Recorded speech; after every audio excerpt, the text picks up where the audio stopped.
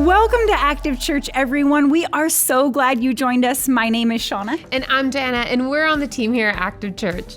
Hey, if you're in the room or online, let's get ready for an amazing service. Grab your coffee, find a seat. Yes, and if this is your first time joining us online, make sure you text WELCOME to the number on the screen. We'd love to connect with you and even get you a free gift. And if this is your first time here in the room, make sure you stop by Guest Central. Sean and I and the team would love to meet you, say hello, and we'd also love to give you a free gift this week as well. Yes, come say hi. Our team is incredible. Yes, We'd love amazing. to meet you. Today we're continuing our new series called What the World Needs Now, and we're in our second week of this series.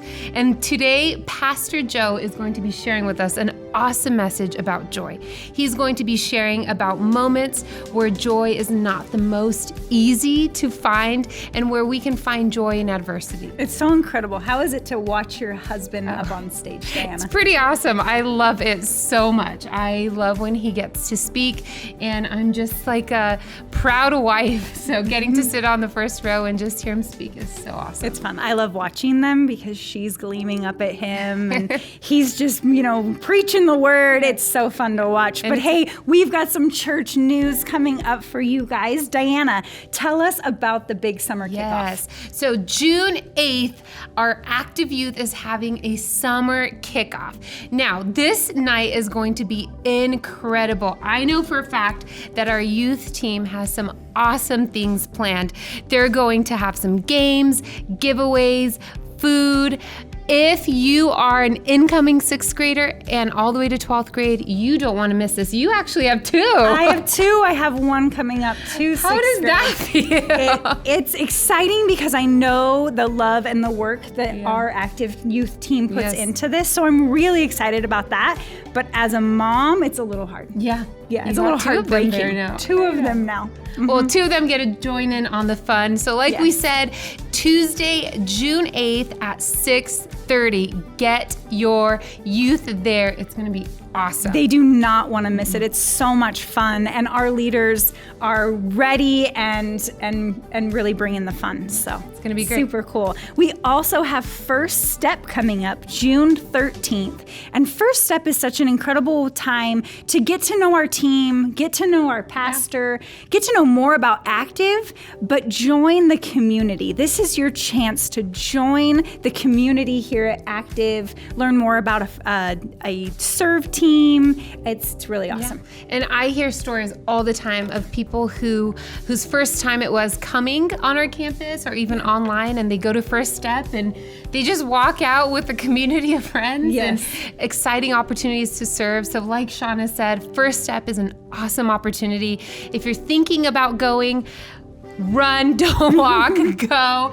It's going to be awesome. The team and I will be there, and Pastor Mike will be there. You'll get to meet the entire team. Yeah, so June 13th at 10:15. It's right in between the services. So if you attend first, just stay a little longer. If you normally attend second, come a little early, but 10:15, June 13th for First Step, and we can't wait to see you there. And you could also text first to the number on the screen, right? Yes. So you can go ahead and do that, and we'll get you connected to First Step. Yes, no RSVP needed, but it is helpful if we know you're coming. Yeah. So first to the number on the screen. And also, this is exciting. We've been talking about this for weeks and weeks and weeks, and we are just as excited as your little ones.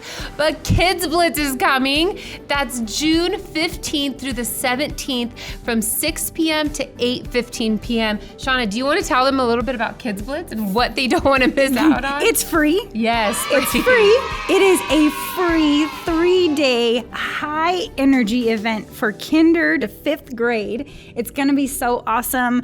We actually have my niece flying out because we don't want to miss this. And then my youngest gets to be a part of this, and my older ones get to serve. So it's really exciting.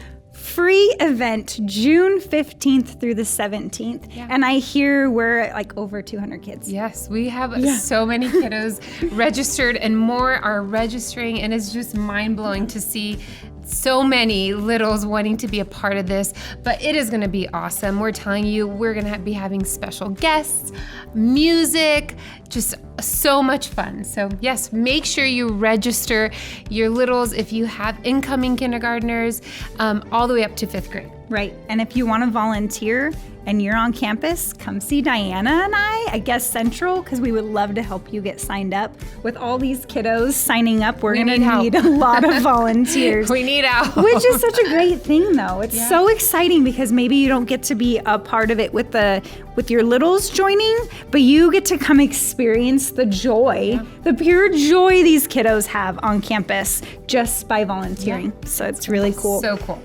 Yes. Also, June 20th. It's Baptism Sunday. This is super exciting. We love to see life change around here. And I will tell you, Baptism Sunday is by far one of my favorite Sundays. So it is amazing to see people just wanting to make that public declaration of the work that's happening inside, and we get to be a part of that. So if you are interested in baptism, let us know. If you're here on our campus in the room, make sure you stop by Guest Central and let us know. We can give you all the details.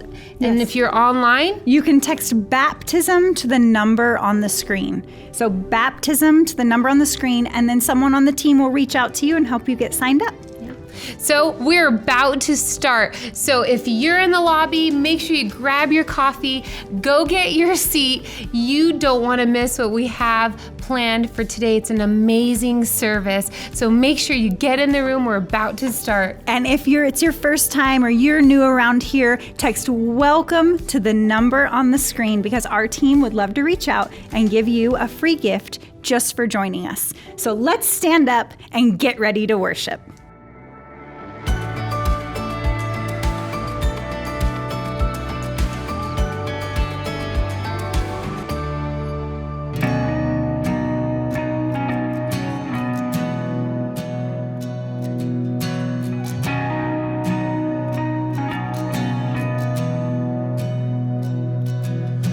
Darkness tries to roll over my bones,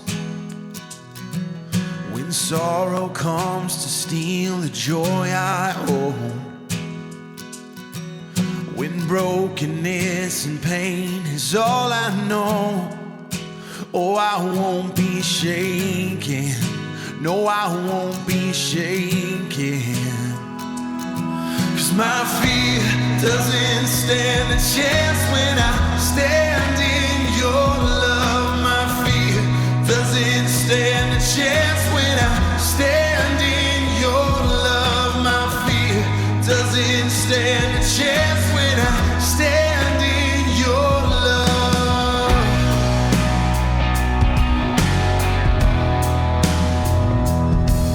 And shame no longer has a place to hide, and I am not a captive to the lies. I'm not afraid to leave my past behind. No, I won't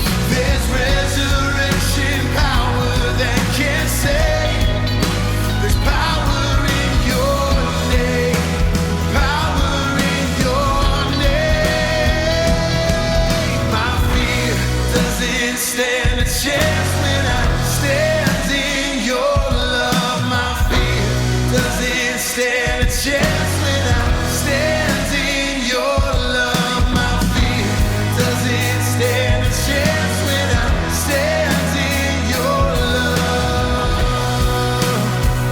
Oh yeah,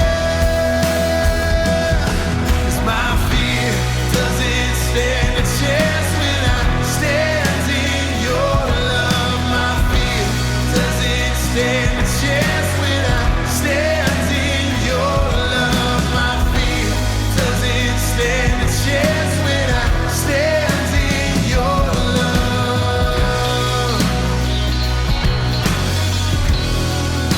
Standing in your love. Oh yeah. Standing in your love. Standing in your love.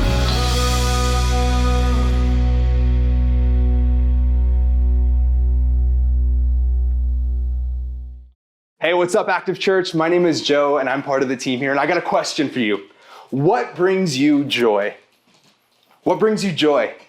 Is it those moments that you're driving on the coast of the beach and you're watching the sunset and you're with your significant other and you just look over and life just seems perfect? You got a bow bowl in one hand and you got the steering wheel in another hand. Is that what joy feels like to you?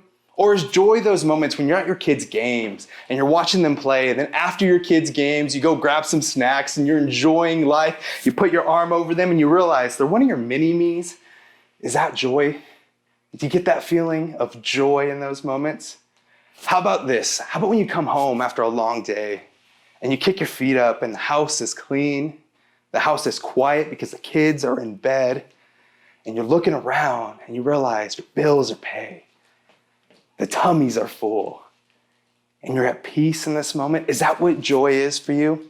Joy for me is when I have my house just full of people. Me and my wife, we live in a small little apartment in Redlands, and I don't know if my wife loves it, but I absolutely love it. I find so much joy when we have so many people filling up the walls of our home. When we have people on our patio, when we have people in our living room and in our kitchen and in our different rooms. I love those moments because in my heart, I get to see my friends, I get to see my family, I get to see the people that I love the most, and they're here and they're with me. That's joy for me. We've been going through a series called What the World Needs Now. And as we've been walking through this series, we've been asking the question is, what does the world need right now? And the thing that we said last week is what the world needs right now is the people of God to live out the story of God and to tell the story of God. And for us to do that, we're going to have to assume the posture and the attitude of God. And so we've been talking about these different postures and different attitudes that come from the thing that we do as we pursue who God is. And this week, we're going to be talking about joy, because I don't think I have to convince you. I think we all know that the world is in desperate need of joy right now. You don't have to look far to feel that joy is at a deficit. Come on, I know you feel that with me. And maybe yourself, maybe you have felt that this year where you know joy is important. You know you want joy in your life, but sometimes the circumstances don't necessarily feel like they're conducive to joy. Like the table doesn't always feel set to have joy in our life. Like you ever go into somebody's house and it doesn't feel like it's ready for you? Sometimes that's how joy feels. Like you walk into the house and you're like, I don't know if I'm supposed to be here because life seems really rough right now. See, my internal world and my outer world are like in conflict right now. It doesn't really feel like I should be having joy in this moment. And come on, let's get even more real right now. Let's talk about this past year. Everything that we often found joyful just got like removed from us. I love going to the movies. That was taken for a moment. I love being around friends and family, and just for a moment in time, I couldn't do that. And let's take another step. We know that this year alone, we lost the ability to go shopping, to go out and eating, for the things that we love doing, the things that often bring us joy, they were just taken from us. If we learned anything this year, it's how fragile we are as human beings. And we've tied joy into so many of the things that we do. And being able to control our outer world and being able to enjoy and do the things that we want to do, when they're removed from us, sometimes it makes us ask the questions inside, is joy even possible? Well, here's the conversation that I really want to have with you today, is that if this year has taught us anything, is that we have to learn to experience joy in difficult times. Because anybody can be happy and full of joy when the world is going your way, when the sun is shining, when if everything in our outer world is matching what we want in our inner world. But the reality is that that's not how the world is always going to be. Can we have joy when life is difficult? Can we have joy when life is challenging? Can we have joy when we can't control the world around us? And I know what you're thinking when we talk about what the world needs now, joy probably doesn't rank very high on your list. Like, it doesn't seem really urgent. Like, we gotta get joy right. When you think about joy, it probably doesn't even seem very practical some of the times. Like, positivity, that's really gonna change the world. Like, finding things that we love, that's really gonna change the world. Because joy doesn't always pay the bills, hustle does. Joy doesn't make me feel like my inner world is at peace, no. Joy doesn't take away the things that have surfaced in my past that are now in my present and I gotta deal with. Joy doesn't fix those things. Joy sometimes doesn't feel.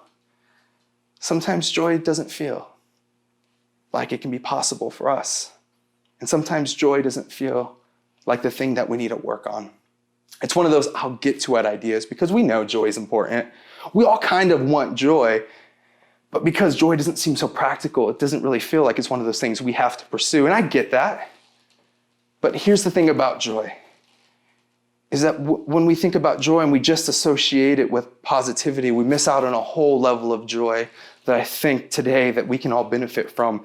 Because joy is not just about positivity. Joy is about possibilities. Joy is not just about positivity. Joy is about possibilities. Allowing yourself to dream outside the scope of your eyesight in those moments that are difficult and challenging. And as we walk through the scriptures today, and we see what the scriptures say about joy and how we together have tried to manhandle and seize joy by controlling our environments, controlling our worlds, I think what we're going to find is that joy is much wider, much deeper, and much more beautiful than we ever imagined. And I think what this world can really learn and what this world really needs is the people of God to remember what joy actually is. Today, we're going to move beyond enduring reality, and we're going to step into what it looks like for us to enjoy reality. So we're going to be looking at the letter of James today. So if you have your Bibles, go ahead and turn over to your Bibles right now. Maybe you got the Bible app. Maybe right now you can pull it up in a second screen. The verses are also going to be on the screen, but I want to give you a little context. See, the letter of James was written to the early budding church, a church that was just forming and spreading all throughout the Roman world. And it was written by this guy named James. You see, James was one of Jesus's brothers, and he walked with Jesus, he talked with Jesus, he lived with Jesus, he loved Jesus, and he learned from Jesus as he walked and he talked with him. And this brother of Jesus was now a leader in the church, in the new budding church that was spreading all throughout the Roman world. James was one of its leaders. And so James has this thing that he wants to tell the community of God that is growing, because the church was a new concept. People didn't know how to do this whole church thing, and what the church really is, it's the gathering of Christians, the gathering of people who are pursuing to be like God. As people were gathering all throughout the Roman world and trying to figure out how to do life together, you know what happens when people start coming together to do life? You know what happens when people come together and start trying to accomplish something? People become people. Sometimes they get frustrating. And even now in this day and age, as we look back on this letter that was written 2,000 years ago, we can see that James was dealing with some of the same issues that we deal with today. Like when people come together, sometimes people are going to feel isolated. Sometimes corruption is going to come up. Sometimes people are going to have misunderstandings. Sometimes people aren't going to understand how to have relationship with each other. Sometimes people are going to trip over themselves and mess up along the way. And so all these things were happening then. They still happen now. Isolation's still real. Where powerlessness is still real. Corruption is still real. All these things that could happen wrong now were happening then. There's a bridge between then and now. And so James, if you're like a coach or an athlete, this is going to be one of the letters that's for you, because I don't know about you, but I'm kind of dense. When somebody says something, like my wife will tell me, like, it's funny, the bed's not made. I'm like, yeah, it's not. That's wild, right? And that's a cue. That's like, boys, that's a cue. Make the bed. I don't get those things very often. And that's why I love James, is because James is very straight to the point. He says what he needs to say. He says what we need to hear. And if you're a coach or an athlete, like I said, you're going to love this kind of thing. You're going to love how he talks to people. It's just very matter of fact, very straight to the point. So we're going to get into the letter of James today. James chapter 1, verse 1. We're starting from the very beginning. Let's dive into it. James, a servant of God and the Lord Jesus Christ, to the 12 tribes scattered among the nations, greetings. James is saying, what's up? What's good? It's me. It's James. I'm here. I got a letter for you. I got something to say. All right. James 1:2, he continues. Consider it pure joy, my brothers and sisters, whenever you, help me out. Consider it pure joy, my brothers and sisters, whenever you, how would you fill in that blank? Consider it pure joy whenever you go to Disneyland. I know Disneyland's opening up. I saw some of those pictures. Consider it pure joy when your outside world is perfectly clean, neat, organized. Everything is in its space and you're enjoying yourself at the end of the night. Consider it pure joy when that first cup of coffee hits. You know that feeling, that first sip, and you're like, ooh, wow, I'm awake, I'm alive. Consider it pure joy. Come on, help me out. What would you consider pure joy? James, what do you got to say for us? Consider it pure joy. This is what James says. Consider it pure joy, my brothers and sisters, whenever you face trials of many kinds. That's exciting. That's really exciting, right? Like, consider it pure joy whenever you face trials of many kinds. I don't know about you, but I imagine that trials would not go on your top 100 favorite things that bring you joy list. I don't imagine they would probably even go on the top 500 list. Maybe some of us may put drama on that list because we love drama as long as it's not our drama, right? But would you put trials? Would you put challenges? Would you put crisis as things that give you joy? You see what James is doing right here is he's bridging these two ideas that don't belong together. He's talking about joy and trials, these two things that almost negate each other, that destroy each other in a way. They're kind of like pineapple on pizza. They don't belong together. Yeah, I said it. Don't at me. Pineapple does not belong on pizza, but he's saying right here that joy and trials is meant to go together. These two paradox of ideas coming together. So why does James say that? It's because joy is not about positivity. It's about possibilities. He suggests this. What if instead of looking at our trials as something to be endured, we look at our trials as something to be enjoyed? Like, part of me kind of shudders back a little bit, if I'm honest. Because how dare you, James? You don't know what I'm going through, man. You don't know the Zoom calls we have to deal with. You don't know the issues that are going on in my life right now with my relationships. James, you don't know the things that are happening underneath the surface. And then right now you have the audacity to come in here and tell me that I need to have joy in these moments. And I get it. I get it. I have that same reaction that you're having right now. How can joy and trials go together? How can these two radically opposing ideas come together? James shares this for one purpose. It's because he knew early readers, the early church, and the church of today, the church of 2021, the people of God in 2021 would never be exempt from going through hard stuff. And if we're going to go through challenges and moments that feel soul-crushing and future-threatening, then we probably should figure out if joy can be a possibility even when our outer world doesn't match up with what we want in our inner world. And I get it. That's one of the frustrations many of us have with faith. Maybe you're watching this today and you don't know if you want to follow God, or you've kind of given up on the story of God, or right now today you feel like your faith is just on a cliff and you're like, I don't know.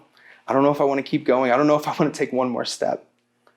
Because it can be frustrating, because many of us have come to God, including myself, because we want our world to change. We want our circumstances to change. And so we come to God and we're desperate. God, help me through this. Get me out of this. Why is this happening? Change my world. Change the things around me. And oftentimes we come to God and none of these things necessarily change. We still have the same relationships. Maybe we didn't get the promotion that we wanted. Maybe we didn't get to do the thing that we thought God was going to help us do. Maybe that boulder that was in front of us is still there. And so we become frustrated with God because nothing changed. But here's the piece that we miss often, is that God may not remove these things from our lives, but come get this with me. But he can surely form in you something through these things in your life. So meaning that you may have these trials, these boulders, and these things that we're going through, and we just want everything around us to change. But what God is beginning to do is he's changing something in us as we walk through this. As we come to him, God forms in us the ability to navigate and not just endure these trials, but enjoy these trials. And this is what James is saying, is like, hey, let's just look at this differently. God is giving you the strength, and you don't even realize how strong you are in this moment. And you may be frustrated because of the trials and the challenges and the crisis that you're walking through. But here's what you need to know, is that God has placed in you a spirit of strength. And imagine if we approach these things that just feel soul crushing and say, like, this thing is not going to destroy me because I have God walking with me. And that's why James is talking to the early church like this. We're going to go through these trials, and something is going to be reflected in the way that we tackle these trials. And I think because oftentimes we want our outside world to change and we don't want our inside world to change, we've almost siloed and pigeonholed our understanding of joy. How do you tackle trials? How do you tackle conflict? I know statistically many of us are conflict averse. I know people who rather leave the state than actually have honest and real conversations with the people around them. Get this, I even know people who have left their church communities that they love, that they grew up in, and that they met Jesus in because they didn't want to have a hard conversation with somebody that is a part of their life. And so they just rather go somewhere else. They just ran from the trial rather than ran towards the trial. They found no joys in the trial. They actually found shame and heartache and pain and isolation.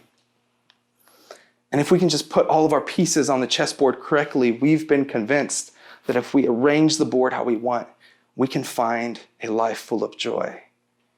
But we've never been taught that in trials, we have the capability of finding meaning. So we have a shallow understanding of joy. Author and speaker Bob Goff says this about joy.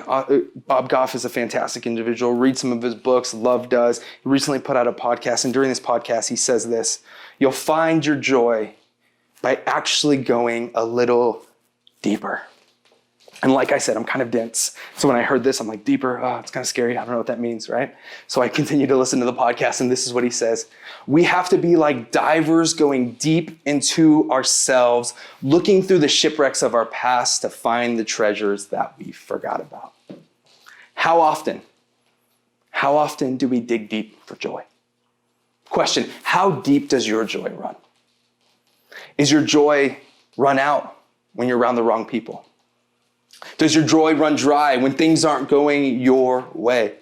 Does it phase out when the problem is too big? How deep is your joy? What if we did the work of letting joy run deep? What we're going to see as we plumb the depths of our soul, as we go into our past, as we tackle the things like anger and bitterness and frustration, and maybe even the stories that we have locked away, the issues that have gone down in the past that we haven't necessarily resolved or even thought about, what we're going to find is that committing to joy, committing to the process of learning about joy, committing to the process of instilling joy in our heart is going to be what exactly the world needs right now. Joy in trials can show you more than you can imagine about who God is, and more than you can imagine about who you are as you pursue a life after God.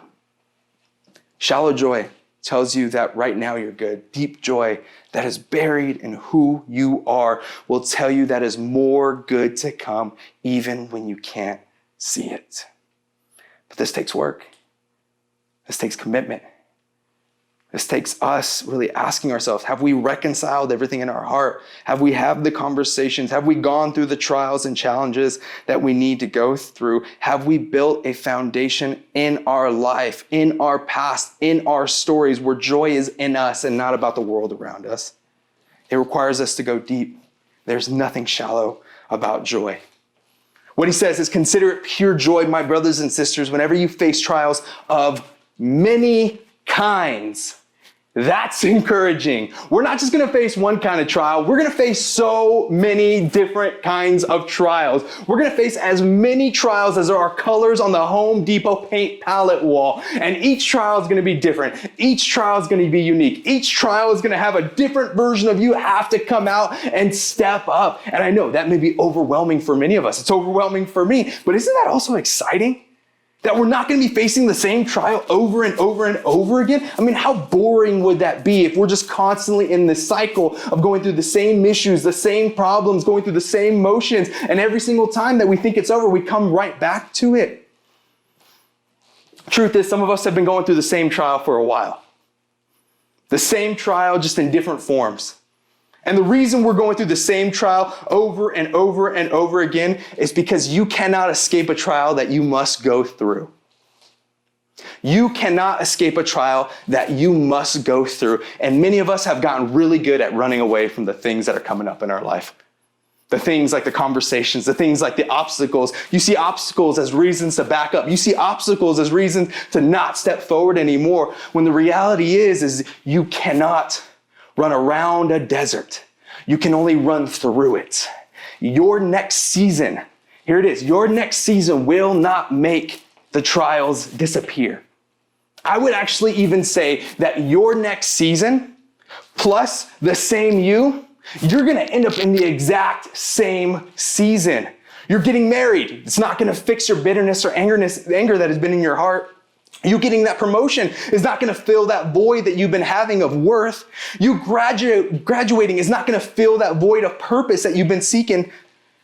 You are stuck with you. And the reason many of us are running from these trials is because we don't believe that we have what it takes to go through these trials. If we keep meeting every trial with bitterness and escapism, you'll never know what you'll be capable of if you walked through them. This is why James is saying, consider it joy, that you're going to face not just one trials, but many trials. And as you face one trial after another trial after another trial, the thought is you'll be growing. You'll be leveling up. You'll be going through a different trial because you're a different you. You're a stronger you. You are a more content you. You are a more aware you. You cannot tell a better story without facing the trials that are in front of you. James keeps going. Because you know that the testing of your faith produces perseverance. You know that the testing of your faith, I love that line, the testing of your faith. When you hear testing of your faith, I know what you're thinking. You're probably thinking like God is trying to trap you. God's not trying to trap you. God's not waiting for you to mess up. Like, gotcha. Told you didn't have faith. No, God is sending us through trials, through challenges, through crisis because he wants you to know what's inside of you. He doesn't think that you even realize how strong you are, how faithful you can be. And until you walk through these trials, you'll never know. God isn't trying to get you. He's trying to show you what's inside of you because you don't know the strength that's in you.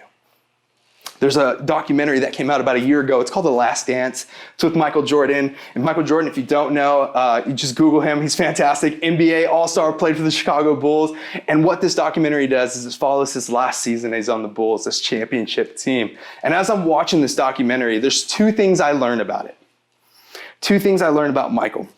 The first is you do not want to get on Michael Jordan's bad side. Like literally, you shrug at him the wrong way, he's going to be scoring 30 points on you, even though you have home court advantage, and is going to embarrass you in front of all your fans. The second thing I learned is that Michael was great because his competition was fierce. And the more fierce his competition was, the more he had to level up. We would never know how great Michael was, and he would never know how great he was if he didn't face fierce competition. And he considered it joy. He considered it joy because every single time he faced a competition, a object that was way bigger than him, a trial that was way bigger than him, whether that was outside of the court or on the court, what he realized about himself is that he is bigger, he is stronger than he ever thought or imagined. Each trial that came his way, every issue on the court, he was just growing in his understanding of himself. He was pushing his limits because of the trials that were in front of him. The testing of your faith, the trials you navigate, the challenges that you will go through will reveal to you more about who you are and how good God is than easy circumstances alone. Easy circumstances, it's easy to love God. It's easy to be joyful in those moments. It's easy to trust ourselves when everything's going right. But in the moments where challenges come, or an unexpected journey pops up, you begin to learn more about how much you can trust God. Because God isn't trying to make our lives easier. He wants to make our lives more meaningful. As we learn and grow through the process of walking through these trials, what James says is we grow in perseverance. You know what perseverance looks like? Perseverance, have you ever seen like a 3-year-old trying to put their shoes on? And then you go to help them, they're like, no, I can do this, don't touch me, I can do this, right? Have you ever seen a 3-year-old just fighting because he wants to put his shoes on? The reason he's fighting to put his shoes on is because he knows he can do it. He knows he can do it. He has watched you do it. He has watched his family do it. And now he knows that he can do it too. That's what perseverance looks like. You know what perseverance looks like? It looks like that mom or dad who loves their kids unconditionally, no matter what they've put them through. No matter what kind of addiction the kids are walking through, no matter what kind of pain they've caused the family, there's still so much love in their heart for their kids that every night is painful because they're not sure what's going to happen. And every morning is scary because they're not sure when they look at their phone, but still they commit to loving their child because they believe in what the child is capable of. That's what perseverance is I'm going to commit and I'm not going to look back no matter what that is. And what James is saying is as we walk through trials of many kinds, as we face these challenges, as we go through these painful moments, what's going to grow in us is this tenacity to keep taking one more step. One more step. Perseverance is grown because you grow in your trust that God can. And we can find joy in that. If you just keep doing the things that you know you're capable of, there's going to be a part of you that never knows what you're made of. Perseverance says, I'm going to keep taking one more step. There's a quote that you probably heard, and maybe it's been really encouraging to you. It's God will never give you more than you can handle. I want to expand your understanding of that quote today.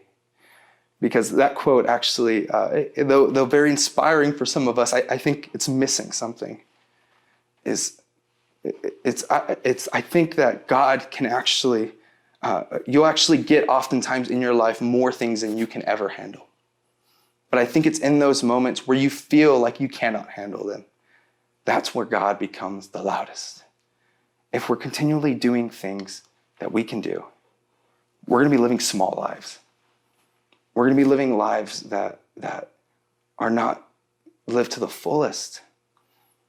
And I think oftentimes that's why we don't have joy in our heart, is because we've just been living within our own capabilities rather than living within a wider boundary that God has set for us. Perseverance will never grow when we keep doing the things that we know we can do. Perseverance grows when we trust and we keep taking that one more step. James continues, verse 4, let perseverance finish its work so that you may be mature and complete, not lacking anything. Let perseverance finish its work. Keep taking that step. The work is going to be finished. Every time you take a step in a trial, you are growing into a better version of you. And if I'm honest, I don't get to pray with many people for perseverance. I often pray for people to get out of situations.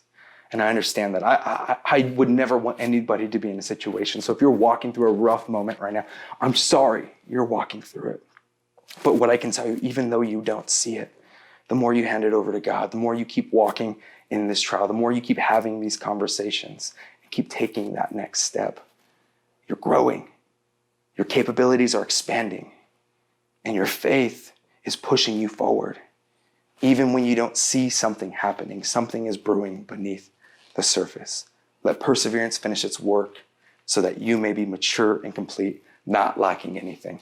Wouldn't it be great to feel like we're not lacking anything? I mean, to be able to walk in any social situation, to be able to walk in a job setting and just know that we have it all. The issue is that many of us are so abundantly aware that we are lacking so much. We may not look like it on the outside. We have it all together, smile on our face, but inside, you know your heart is still trying to fix the pieces of you that were taken from the pains of life. And we've tried to fill these areas that we feel like we're lacking with so much. We've tried to fill these things, these caverns of isolation. We've tried to fill these caverns of confidence and purpose with things like wealth and power and pleasure and followers and opinions.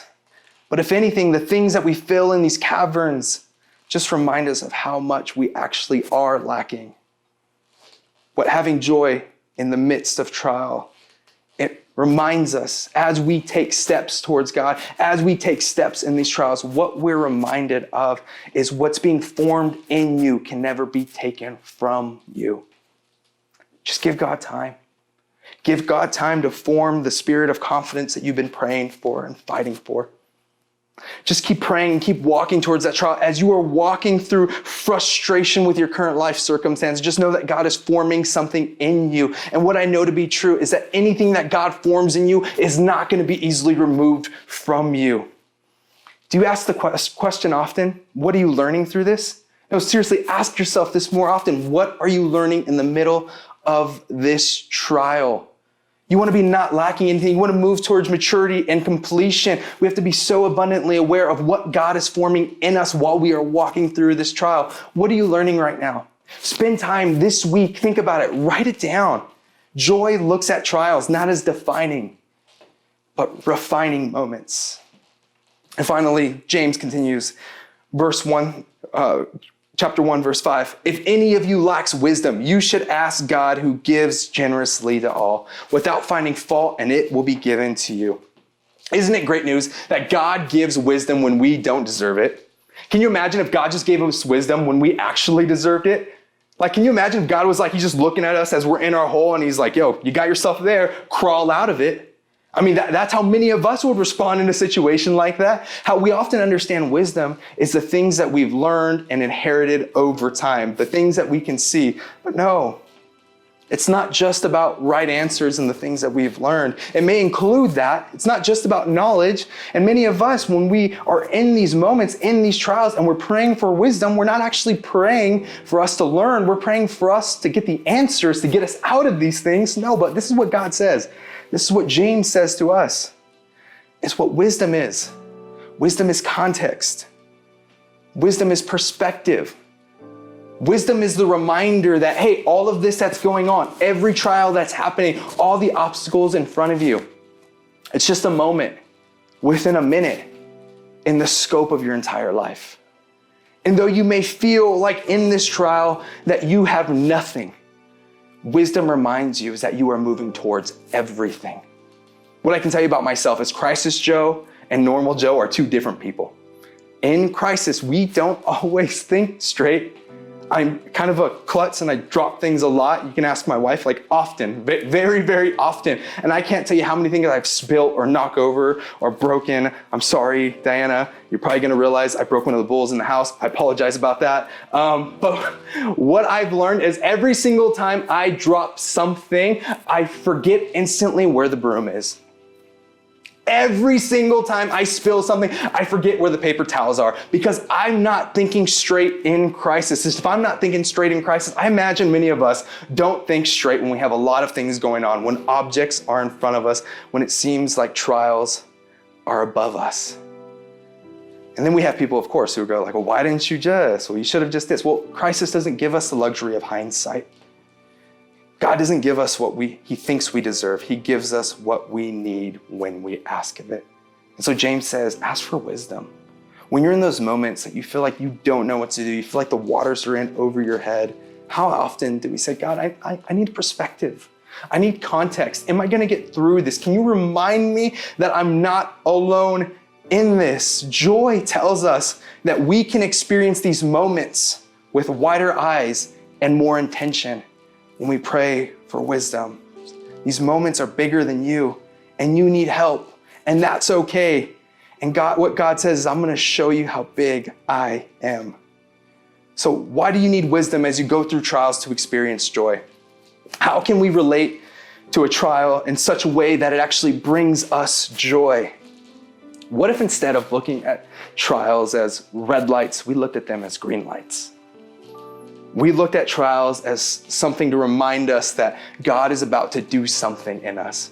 What if we looked at the trial in front of us as a way to say, I am about to show this world how good my God is. I am about to show myself how powerful and how far I've come from where I was before.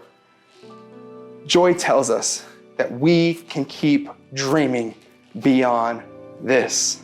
So 3 things today, 3 things. Dive deep into the depths of who you are, because until there is joy in your inner world, you will never find joy in your outer world. Second thing, stay true to taking one more step, because God is building something through you and in you. He's forming something in you even when you can't see it. And finally, ask for help when it seems like the waters are in over your head, because this moment that you're in is just a minute within the scope of eternity that God has for your life. And if I can just share one more thing really briefly with you. And it comes from one of my favorite stories in the Old Testament. It's Nehemiah 8, verse 9 and 10. The Israelites, who were a group of people, had their identity and had their theology tied into a land that they had.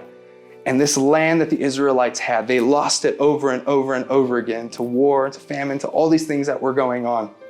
And so after being gone for hundreds of years, they finally return home to their land because of the brave prophet Nehemiah, who rebuilt the land, who rebuilt the walls, who rebuilt the city, despite all the trials that they were facing, despite all the red lights that he was getting. He kept saying, no, this is a green light. No, I know God is in this. No, I'm going to learn and grow. And so finally it's homecoming day. It's opening ceremony for the Israelites because thousands upon thousands of them had just returned home. And here in Nehemiah, this is what we see on opening day. All the Israelites gather together and they open up the book of the law, which they haven't read from in years. And this is what it says. Then Nehemiah, the governor, Ezra the priest, and the teacher of the law, and the Levites who were instructing the people as they read these passages, as they read from the book of the law, they said to all of them, this day is holy to the Lord your God. Do not mourn or weep.